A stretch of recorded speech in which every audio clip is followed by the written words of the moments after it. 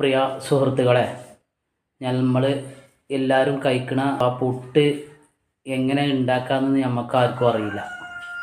കാരണം എന്താ വെച്ചാൽ നമ്മൾ രാവിലെ മേശമ്മ കൊണ്ട് വെക്കുന്നത് കഴിച്ച് പോകലാണ് പൊതുവെ ചെയ്യാറ്.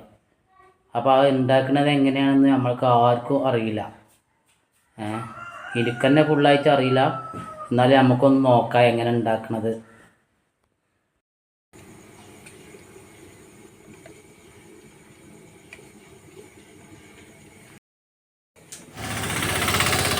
ഞാനിങ്ങനെയൊന്നല്ല എനിക്ക് കരുതിന് കേട്ടോ. ഞാൻ കരുതിയത്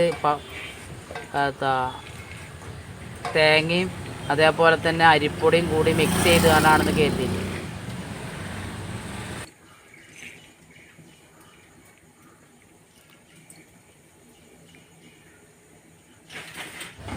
ആദ്യം തേങ്ങ ഇടുക, പിന്നെ പൊടി ഇടുക, കുറച്ച് കഴിഞ്ഞിട്ട് വീണ്ടും തേങ്ങ ഇടുക, പിന്നെ അടുപ്പത്ത് വെച്ചുകൊണ്ട് ആവി വന്നിട്ട് അങ്ങനെയൊക്കെയാണിത് സംഭവം.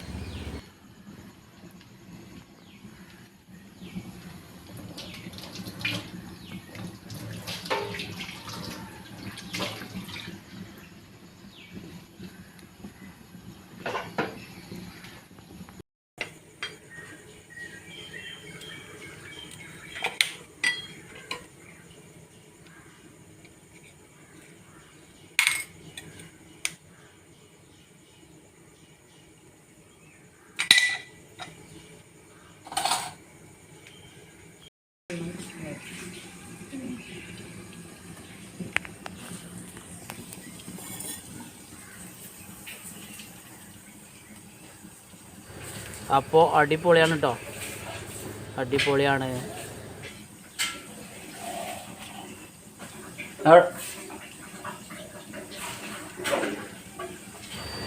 ആവി പറക്കണ പുട്ടാണ്, ആവി പറക്കണ പുട്ട്.